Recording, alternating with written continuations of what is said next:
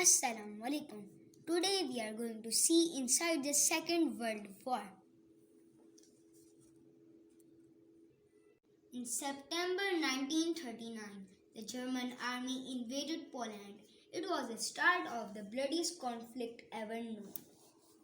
The German leader Adolf Hitler craved revenge for his country's defeat in the First World War.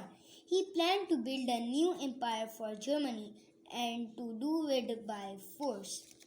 Hitler was a leader of extreme racist National Socialist Party known as the Nazis. In Germany, he staged huge rallies and gave rousing speeches to stir national pride. The Nazis adopted the swastika, an ancient religious symbol, as their flag.